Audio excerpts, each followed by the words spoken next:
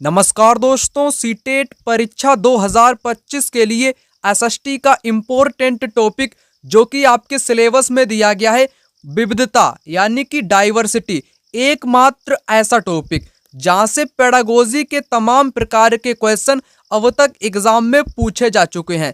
इसलिए आज की यह वीडियो आप सभी लोगों के लिए मोस्ट इम्पोर्टेंट रहने वाली है। यह क्लास आपकी पहली क्लास यानी कि फर्स्ट क्लास एनसीईआरटी पॉलिटी के अंतर्गत रहने वाली है। पॉलिटी की यह पहली क्लास आपकी रहने वाली है जिसमें हम लोग विविधता टॉपिक को खत्म करने वाले हैं। तो चलिए आपको सबसे पहले बताना चाहूंगा इस टॉपिक में हम लोग किसके बारे में अध्ययन करेंगे। तो सबसे पहले आपको बताऊंगा कि विविधता क्या होती है, डाइवर्सिटी आखिर क्या होती है, किसको हम लोग कह सकते हैं। पहली बात तो आपको यही बताऊंगा। फिर दूसरी बात आपको बताऊंगा केरल की विविधता के बारे में और लद्दाख की विविधता के बारे में। केरल और लद्दाख से बार बार एग्जाम में क्वेश्चन आता है। तो सबसे पहले आपको यहाँ पर क्या करूँ, क्वेश्चन ही दिखा दूं। तो क्वेश्चन आपकी स्क्रीन पर रहे, विविधता से रिलेटेड है ना। तो इस टॉपिक में 50 से अधिक क्वेश्चन बार बार पूछे जाते हैं। विविध समाज आखिर क्या होता है, ठीक है ना। यहाँ पर आप लोग देख पा रहे होगे विविधता का उचित प्रतीक क्या है। तो हमेशा ही इस टॉपिक से एग्जाम में क्वेश्चन पूछे जा चुके हैं। तो यह वीडियो आप सभी लोगों के लिए महत्वपूर्ण रहेगी। कृपया करके इस वीडियो को बेहतर ढंग से समझने का प्रयास करें। इसके अलावा आपको एनसीईआरटी पढ़ने की जरूरत नहीं पड़ेगी क्योंकि कंटेंट आपको एक बेहतरीन ढंग से समझाने का प्रयास करूंगा। तो सबसे पहले आपको बता दूं आखिर विविधता क्या होती है। लोगों की भाषाएं, धर्म, रहन सहन, खान पान, भाषा, त्योहार आदि भिन्न भिन्न होते हैं। ये भिन्नताएं हमारे जीवन को कई तरह से रोचक व समृद्ध बनाती हैं। यही दोस्तों विविधता कहलाता है। इन भिन्नताओं का कारण ही भारत में विविधता है, ठीक है ना। तो विविधता क्या है, जैसे कोई हिंदी बोलता है, कोई भोजपुरी बोलता है, कोई मराठी बोलता है, कोई तेलुगु बोलता है। ये क्या है, ये भाषाओं में विविधता पाई जाती है।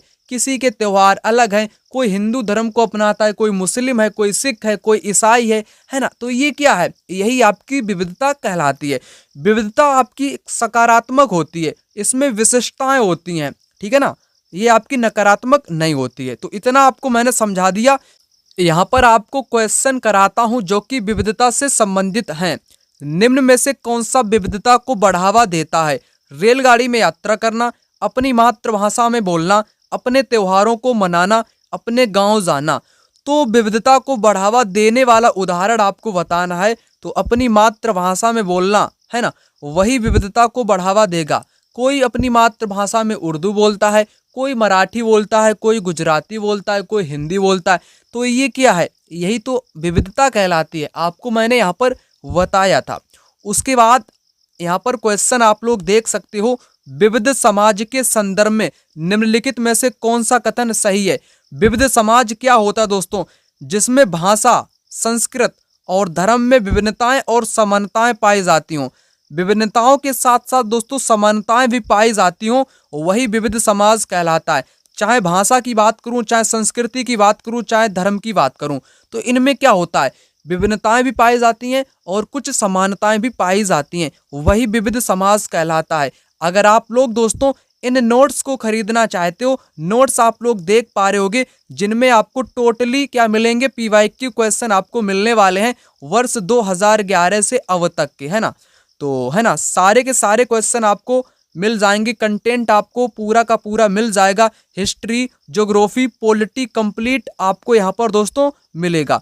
और यहाँ पर एक बात और आपको बताना चाहूँ, इन नोट्स में आपको वर्ष 2011 से अब तक के सारे पीवाईक्यू क्वेश्चन आपको चैप्टर वाइज मिलने वाले हैं। चैप्टर वाइज हिस्ट्री मिलेगा आपको 6, 7, 8 का, पॉलिटी आपको मिलेगा 6, 7, 8 का, ज्योग्राफी आपको मिलेगा 6, 7, 8 का। आपकी स्क्रीन पर मोबाइल नंबर शो हो रहा होगा, उस पर आप लोग व्हाट्सएप पर मेरे को कॉल करना, मैं आपसे कॉल करूंगा, या व्हाट्सएप पर मैसेज आप लोग कर देना तो आपको नोट्स प्रोवाइड करा दूंगा।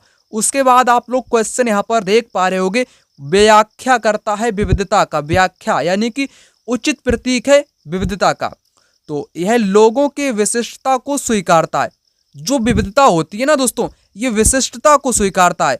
असमानता को नहीं स्वीकारता है, ना ही भेदभाव को बढ़ावा देता है, ना ही एक रूपता बढ़ाता है। एक रूपता क्यों बढ़ाएगा? उसका नाम ही है जब विविधता, यानी कि उसमें विभिन्न संस्कृतियों को समाहित किया है, विभिन्न धर्मों को समाहित किया है, विभिन्न भाषाओं को समाहित किया है, विभिन्न त्योहारों को समाहित किया है, विभिन्न भोजनों को समाहित किया है, विभिन्न उसने रीति रिवाजों को समाहित किया है, उसने विभिन्न प्रकार से रहन सहन की व्यवस्था को समाहित किया है। यही क्या है? यही आपकी विविधता कहलाती है दोस्तों। विविधता हमेशा सकारात्मक होती है, नकारात्मक नहीं होती है। विशिष्टता को स्वीकारती है, ना कि असमानता को स्वीकारती है। इतना आपको समझा दिया। तो सबसे पहले हम लोग लद्दाख की बात करने वाले हैं। किसकी बात करने वाले हैं? लद्दाख की विविधता की बात करने वाले हैं। तो लद्दाख से रिलेटेड इंपॉर्टेंट क्वेश्चन भी आपको यहाँ पर कराऊंगा, आप लोग यहाँ पर अच्छे ढंग से समझेंगे। लद्दाख जम्मू और कश्मीर के पूर्व में पहाड़ियों में बसा एक रेगिस्तानी इलाका है। लद्दाख कैसा स्थान है दोस्तों? रेगिस्तानी इलाका है। और लद्दाख आपका ठंडा क्षेत्र भी कहा जाता है। यहाँ पर बहुत ही कम खेती होती है। लद्दाख में क्या होता है? खेती बहुत कम होती है, फसलें बहुत कम उगाई जाती हैं। क्योंकि इसका कारण क्या है दोस्तों? इस क्षेत्र में बारिश बिल्कुल नहीं होती है। यह इलाका हर वर्ष काफ़ी लंबे समय तक बर्फ से ढका रहता है। इस क्षेत्र में बहुत ही कम पेड़ उग पाते हैं। पीने के पानी के लिए लोग गर्मी के महीने में पिघलने वाली बर्फ पर निर्भर रहते हैं। तो यहाँ पर आप लोगों ने समझा लद्दाख के बारे में। आपको यहाँ पर पुनः बेहतर ढंग से समझा देता हूँ। तो लद्दाख के बारे में मैंने आपको 2-3 पॉइंट महत्वपूर्ण बताए।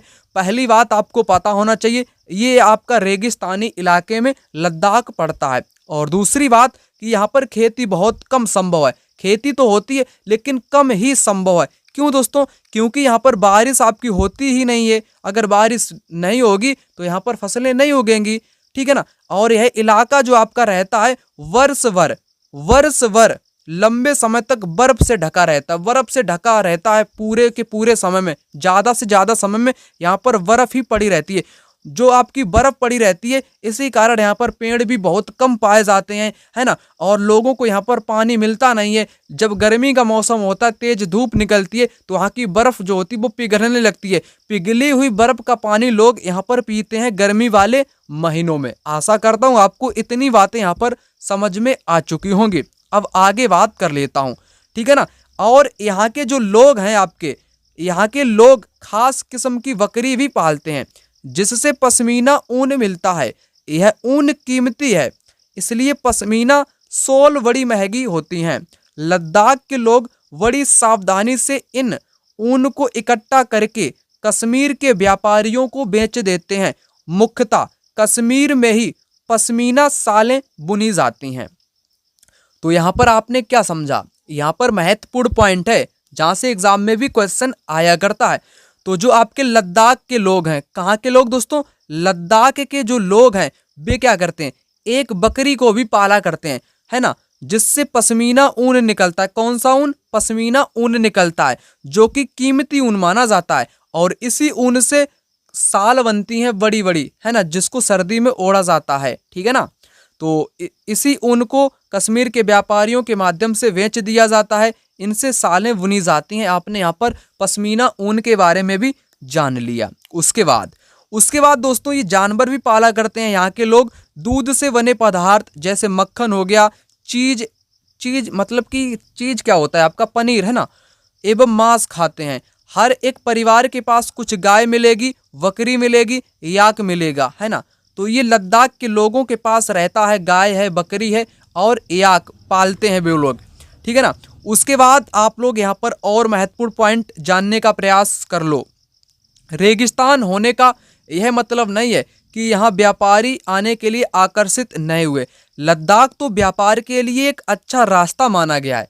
तो महत्वपूर्ण बिंदु सामने निकल के आया है दोस्तों। जो आपका लद्दाख है, क्या है? जो लद्दाख है ना, वो व्यापारियों के लिए एक अच्छा रास्ता माना गया, क्योंकि यहाँ से कई घाटियाँ गुजरती हैं, जिनसे गुजरकर मध्य एशिया के काफिले इस इलाके में पहुंचते थे। तो प्राचीन काल में लद्दाख से होकर के व्यापारी लोग व्यापार किया करते थे, मध्य एशिया में जाया करते थे इनके कबीले, ठीक है ना।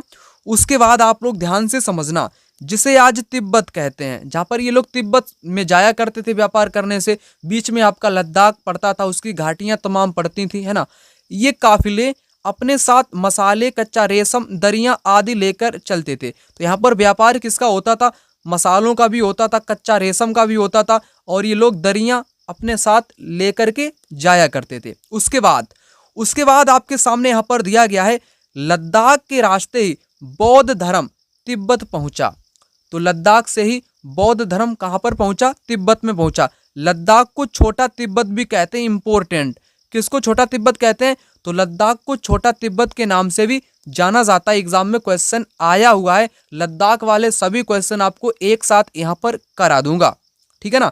करीब 400 साल पहले यहाँ पर लोगों का इस्लाम धर्म से परिचय हुआ, और अब यहाँ अच्छी खासी संख्या में मुसलमान रहते हैं, ठीक है ना। तो यहाँ पर आप समझो, 400 साल पहले यहाँ पर इस्लाम धर्म का आगमन हुआ था, तब से यहाँ पर मुसलमान लोग रहने लगे। एग्जाम में क्वेश्चन आता है कि लद्दाख में कौन कौन से समुदाय के लोग रहते हैं, तो पहले आपके बौद्ध रहते हैं, बौद्ध के साथ मुसलमान लोग यहाँ पर रहते हैं, बौद्ध और मुसलमान लोग यहाँ पर रहते हैं। और तिब्बत का एक ग्रंथ है केसर सागा, केसर सागा से भी एग्जाम में बार बार क्वेश्चन आता है, लद्दाख में काफ़ी प्रचलित है। उनके स्थानीय रूप को मुसलमान और बौद्ध दोनों ही लोग गाते हैं और उस पर नाटक खेलते हैं। अब मैंने आपको कंप्लीट जानकारी बता दी लद्दाख के बारे में, लद्दाख की विविधता के बारे में। अब इससे संबंधित क्वेश्चन आपको यहाँ पर कराता हूँ। यहाँ पर आप लोग क्वेश्चन देख पा रहे होंगे, जो कि कहता है निम्नलिखित में से क्या विविधता का एक वैध उदाहरण नहीं है? नहीं वाला आपको बताना है। एक गांव में अलग अलग समुदाय के लोग हैं जो अलग अलग धर्मों का पालन करते हैं, यानी कि उनके धर्म अलग अलग हैं, तो ये क्या हो जाएगा? ये विविधता हो जाएगी। सही आपका हो जाएगा। एक गांव में एक सार्वजनिक स्थान है जहां अलग अलग त्योहारों को मनाया जाता है, अलग अलग त्योहारों को मनाना भी विविधता हो जाएगा, ये भी सही है। एक गांव में कई लोग हिंदी बोलते हैं, कुछ अंग्रेजी बोलते हैं, वे सब अक्सर सामान्य वार्तालाप करते हैं, तो ये भी आपका क्या हो जाएगा? विविधता हो जाएगा। परंतु जो आपका यहाँ पर सेकेंड वाला दिया गया है ना, उसमें लिखा है एक गांव में अलग अलग जाति के लोग हैं जिन्हें पदानुक्रमित तरीके से देखा जाता है। ये क्या है? ये तो आपका भेदभाव हो जाएगा, है ना। ये तो आपका भेदभाव को दर्शाता है, ना कि विविधता को दर्शाता है। यहाँ पर नहीं वाला बताना था, इसलिए सेकेंड ऑप्शन इस क्वेश्चन का राइट जवाब यहाँ पर हो जाएगा। यहाँ पर आपको क्वेश्चन कराता हूँ लद्दाख से रिलेटेड। भारत के किस क्षेत्र को छोटा तिब्बत कहा जाता है? तो लद्दाख को छोटा तिब्बत कहा जाता है ना। छोटा तिब्बत किसको कहा जाता है? लद्दाख को छोटा तिब्बत कहा जाता है। विविधता में एकता का मुहावरा चाचा नेहरू ने दिया था, आपको पता होना चाहिए। आगे भी अभी आपको यहाँ पर बताऊंगा। यह क्वेश्चन एग्जाम में बहुत बार रिपीट हुआ है। विविधता में एकता का मुहावरा या नारा किसने दिया था? तो चाचा नेहरू जी ने दिया था, है ना। तो इतना आपको मैंने यहाँ पर समझाया, ठीक है ना। चीन के व्यापारी और अरबी के व्यापारी केरल और लद्दाख में आए थे, है ना। यहाँ पर व्यापारी आए थे जिन्होंने तिब्बत का मार्ग निकाला था। उसके बाद यहाँ पर क्वेश्चन है, भारत का वर्णन करने के लिए अनेकता में एकता का मुहावरा तो चाचा नेहरू ने दिया। किसने?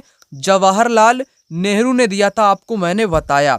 उसके बाद आपके सामने क्वेश्चन रहा, निम्नलिखित में से कौन सा तिब्बत का राष्ट्रीय ग्रंथ है? तो केसर सागा के बारे में आपको बताया था ना। केसर सागा एकमात्र ऐसा दोस्तों ग्रंथ है जो कि लद्दाख में प्रचलित है।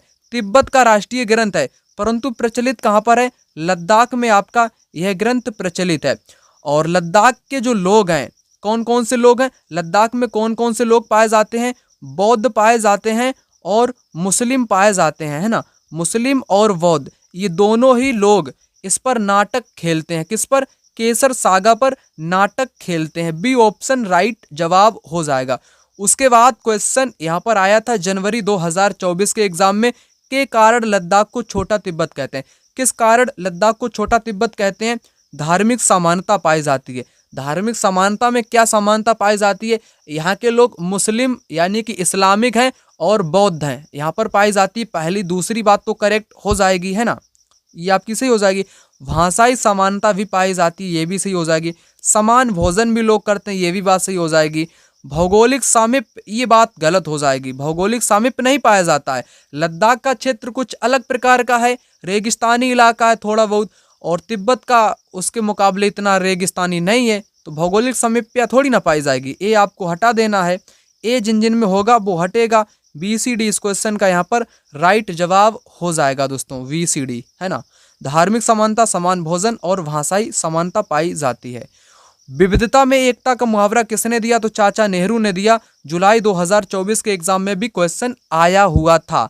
आप लोग दोस्तों इन नोट्स को अवश्य रूप से ले लेना, क्योंकि इन नोट्स के मुकाबले आपको कोई भी किताब की बात कर लूँ या किसी भी पेड कोर्स की बात कर लूँ, इसके मुकाबले आपको कोई भी जानकारी या चीज़ें आपको इस प्रकार से नहीं प्रोवाइड कराएगा, है ना। ठीक है ना। तो उसके बाद हम लोग बात कर लेते हैं केरल की, है ना। केरल के बारे में यहाँ पर जान लेते हैं। अभी तक मैंने आपको जितना बताया था वो सब कुछ आपको नोट्स में मिल जाएगा, है ना। छोटा तिब्बत किसको कहते हैं? लद्दाख को कहते हैं। 400 साल पहले यहाँ पर इस्लाम आया था, बौद्ध और मुसलमान यहाँ पर लोग रहते हैं, और यहाँ पर केसर सागा ग्रंथ प्रचलित है, इसके बारे में भी आपको यहाँ पर बताया। अब आपको केरल के बारे में बताने वाला हूँ, है ना। केरल के बारे में बताऊंगा, यहाँ से एग्जाम में बार बार क्वेश्चन आता है। तो चलिए आगे यहाँ पर बढ़ते हैं। अब यहाँ पर केरल की बात कर लेते हैं। केरल को बड़े ही ध्यान से आप लोग समझना। केरल भारत के दक्षिणी पश्चिमी कोने में बसा हुआ राज्य। यह एक तरफ समुद्र से घिरा हुआ है, दूसरी तरफ पहाड़ों से घिरा हुआ है। एक तरफ समुद्र से है और वहीं दूसरी तरफ पहाड़ों से घिरा हुआ है।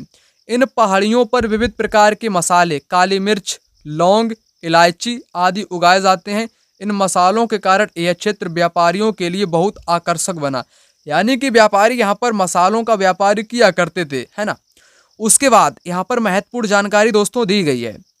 सबसे पहले अरबी एवं यहूदी व्यापारी केरल में आए। तो सबसे पहले केरल में कौन आया था? तो सबसे पहले केरल में अरबी आया था, उसके बाद यहूदी आया था, है ना। अरबी पहले आया, यहूदी बाद में आया। ऐसा माना जाता है कि ईसा मसीह के धर्मदूत संत थॉमस लगभग 2000 साल पहले यहाँ आए। भारत में ईसाई धर्म लाने का श्रेय उन्हीं को जाता है। ईसाई धर्म लाने का श्रेय किसको जाता है? संत थॉमस को जाता है, जो कि 2000 साल पहले केरल में आया था। कहाँ पर आया था? केरल में दोस्तों आया था। यहाँ से एग्जाम में क्वेश्चन आया हुआ है, क्वेश्चन ही आपको सबसे पहले करा देता हूँ, उसके बाद आगे की चीजें आपको बताता हूँ। संत थॉमस से रिलेटेड क्वेश्चन कहाँ पर है दोस्तों? संत थॉमस से रिलेटेड क्वेश्चन आपको यहाँ पर कराता हूँ, जो कि आपकी स्क्रीन पर आ चुका है। इसको थोड़ा बड़ा कर लूँ क्या? हाँ, हो गया। यहाँ पर क्या लिखा है? संत थॉमस लगभग 2000 साल पहले यहाँ आए और लोगों के लिए ईसाई धर्म लाए थे।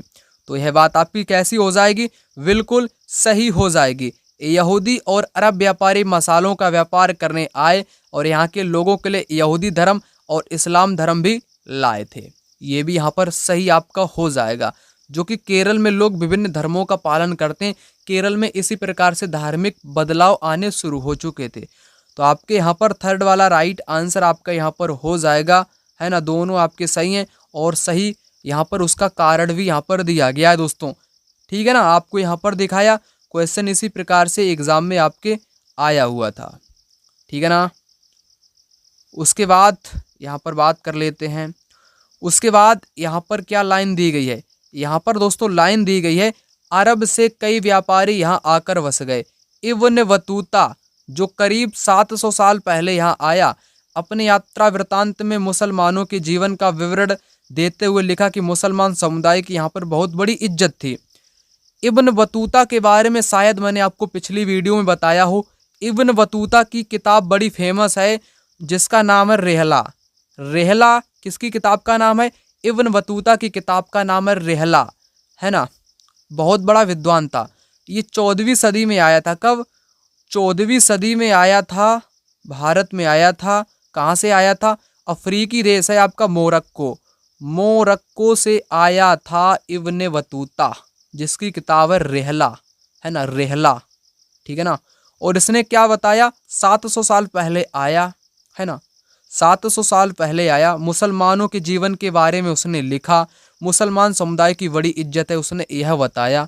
तो इससे रिलेटेड भी क्वेश्चन एग्जाम में शायद आया हुआ है मेरे हिसाब से। हाँ, आप लोग देख पा रहे होंगे 700 वर्ष पहले केरल की विविधता और यहाँ के मुस्लिम समुदाय के जीवन के बारे में निम्नलिखित में से कौन से यात्री ने लिखा?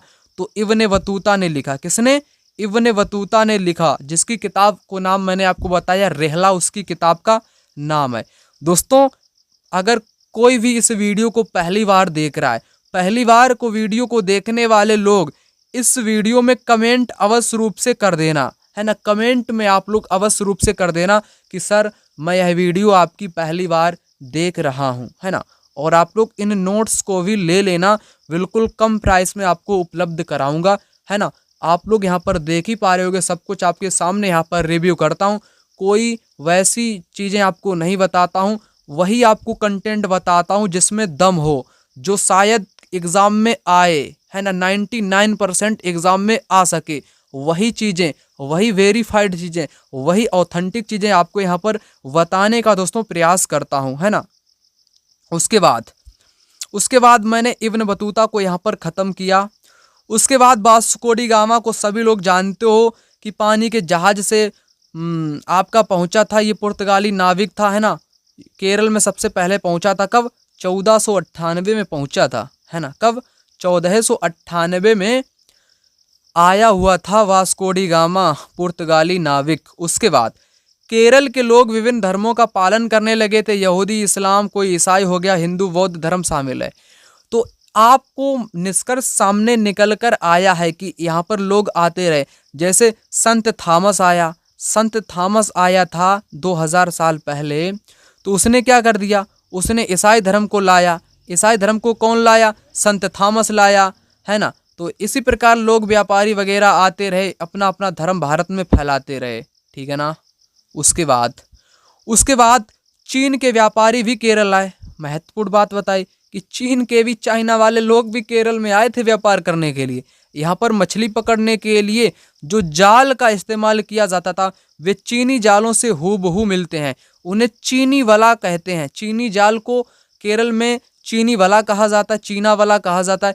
तलने के लिए लोग जो बर्तन का इस्तेमाल करते हैं, जो पतीले का इस्तेमाल करते हैं या बर्तन का इस्तेमाल करते हैं ना, उसको चीना चट्टी कहा जाता है केरल में।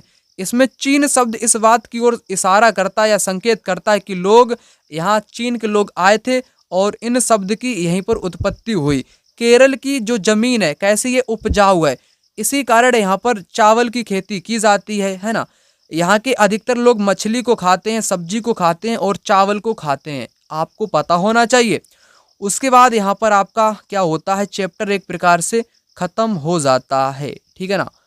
और यहाँ पर दिया गया है किसी भी क्षेत्र के सांस्कृतिक जीवन का उसके इतिहास और भूगोल को प्रायः गहरा रिश्ता होता है। जैसे तिब्बत और लद्दाख के बीच में कह लो, या लद्दाख और केरल में ये आपका पाया जाता है। उसके बाद हाँ, विविधता में एकता। तो विविधता में एकता आपको बताया ना मैंने चाचा नेहरू के बारे में। जवाहरलाल नेहरू ने अपनी किताब भारत की खोज, डिस्कवरी ऑफ इंडिया, भारतीय एकता कोई बाहर से थोपी हुई चीज़ नहीं है, बल्कि यह बहुत गहरी है, जिसके अंदर अलग अलग तरह के विश्वास हैं, प्रथाओं को स्वीकार करने की भावना है। इसमें विविधता को पहचान और प्रोत्साहित किया गया है। और यह नेहरू ही थे जिन्होंने भारत की विविधता का वर्णन करते हुए अनेकता में एकता का विचार दिया। यहाँ से एग्जाम में बहुत सारे क्वेश्चन आए हुए हैं दोस्तों, है ना। यहाँ से बहुत सारे एग्जाम में क्वेश्चन आए हुए हैं। नेहरू वाले तो मैंने आपको कराए थे ना। कुछ क्वेश्चन आपके केरल वाले यहाँ पर शायद छूट गए, उनको भी यहाँ पर देख लेता हूँ। तो अरबी और चीन के व्यापारियों ने कहाँ पर काम किया? केरल में आए थे, और ये लोग लद्दाख में आए थे, ठीक है ना। अनेकता में एकता तो मैंने आपको कराया, चाचा नेहरू, ठीक है ना। विविधता में एकता, चाचा नेहरू आपके यहाँ पर हो जाएंगे, ठीक है ना दोस्तों। यहाँ पर एक क्वेश्चन है, आप लोग यहाँ पर देख पा रहे होंगे, जो कि निम्नलिखित को भारत की विविधता का हिस्सा माना गया है। इसमें आपको ध्यान से समझना है, इसको हटा दूं थोड़ी देर के लिए। लोगों के विवाह करने के भिन्न भिन्न तरीके, क्या ये विविधता हो सकती है? जी हाँ, बिल्कुल हो सकती है, क्योंकि मुस्लिम समुदाय में विवाह कुछ अलग प्रकार से होता है। हिंदू लोग कुछ विवाह अलग पद्धति से करते हैं, वहीं ईसाई सिख इनका सब कुछ तरीका अलग अलग होता है ना। तो ये क्या हो जाएगा, विविधता हो जाएगा, सही बात हो जाएगी। झारखंड में लोग एक दूसरे का अभिवादन करने के लिए जोहार का प्रयोग करते हैं। किसका, जोहार का प्रयोग करते हैं, ये बात बिल्कुल सही है। जैसे जैसे उत्तर प्रदेश में लोग राम राम कहते हैं, कहीं पर पंजाब में शास्त्रीयकार इस प्रकार से कहते हैं ना, कहीं कहीं पर नमस्ते कहते हैं। तो सबकी अपनी अपनी विविधताएं हैं, हर क्षेत्र की अपनी अपनी क्या है, डाइवर्सिटी हैं, विविधताएं हैं, है ना। आप लोग कमेंट बॉक्स में कमेंट करके बताना कि आपके यहाँ लोग क्या कहते हैं, किसी को नमस्कार करते हैं या प्रणाम करते हैं, राम राम कहते हैं, राधे राधे करते हैं, क्या करते हैं, है ना। मतलब कि अभिवादन किस रूप में किया जाता है, आप लोग कमेंट बॉक्स में बता सकते हो, ये भी विविधता आपकी हो जाएगी। विभिन्न संस्कृतियों के लोग जीवन को प्रभावित करती है, सही है। राष्ट्र के चिन्ह प्रतीक विविधता को भी दर्शाते हैं, सही हो जाएगा, है ना। फोर्थ वाला राइट आंसर हो जाएंगे सारे के सारे, ठीक है ना दोस्तों। इतना तो मैंने आपको यहाँ पर बता दिया था, ठीक है ना। तो इतना ही इस चैप्टर में आपके था। नेहरू वाला भी मैंने आपको बताया, अनेकता में एकता का मुहावरा इन्होंने ही दिया था। चीन के व्यापारी भी आए, वास्को डी गामा भी आया, इब्न बतूता भी आया, केसर सागा ग्रंथ लद्दाख में प्रचलित है। ये भी आपको सारी की सारी चीज़ें मैंने यहाँ पर कंप्लीट बता दी। आप लोग दोस्तों नोट्स को अवश्य रूप से ले लेना। नोट्स की मैं खासियत की बात कर लूँ तो आपको यहाँ पर कंप्लीट नोट्स मिलेंगे। यहाँ पर लिख दूँ, इतिहास आपको मिलेगा, भूगोल आपको मिलेगा, हिस्ट्री, ज्योग्राफी, पॉलिटी कंप्लीट मिलेगा, PYQ क्वेश्चन सभी वर्षों के आपको मिलेंगे चैप्टर वाइज।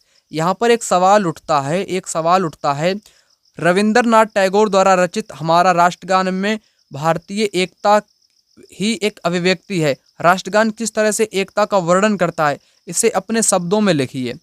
तो जनगण मन आपको पता होगा, जनगण मन अधिनायक जया हे भारत भाग्य विधाता।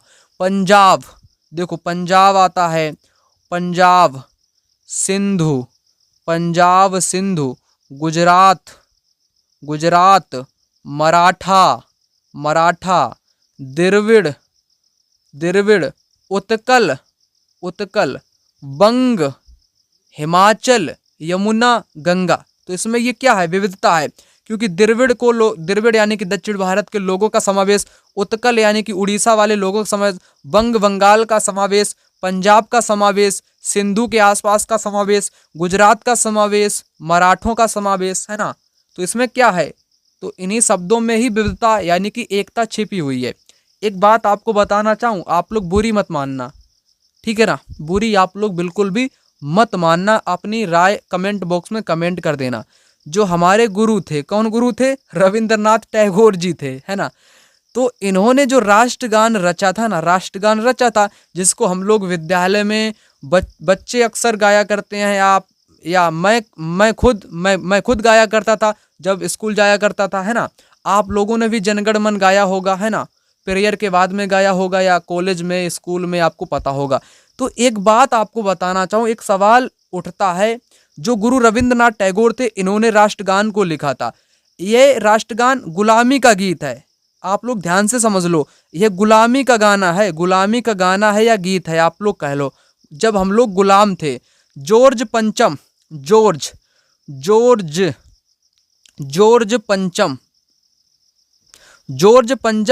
हिंदुस्तान में आया था।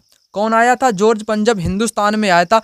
उसके स्वागत में गुरुदेव रविंद्रनाथ टैगोर ने राष्ट्रगान जनगण मन लिखा था। इसका अर्थ मैं आपको यहाँ पर बताता हूँ। जनगण मन अधिनायक जया है, भारत भाग्य विधाता। यहाँ पर कवि का कहना है भारत भाग्य विधाता, है ना। तो भारत के भाग्य विधाता कौन हो, कि अंग्रेज हो। यानी कि गुरुदेव रविंद्रनाथ टैगोर का कहना है कि भारत का जो भाग्य निर्माता है, जो भारत का निर्माण करने वाला है ना, तो कौन है, इनका निर्माण करने वाला अंग्रेज है। अंग्रेजों की यहाँ पर मतलब कि उनके बारे में यहाँ पर कहा जाता है। उनके स्वागत में ही यह गीत, जॉर्ज पंचम जब भारत में आया था, उसके स्वागत में यह गीत लिखा था गुरुदेव रविंद्रनाथ टैगोर ने, भारत भाग्य विधाता, आप ही भारत के भाग्य विधाता हो, है ना, ठीक है ना।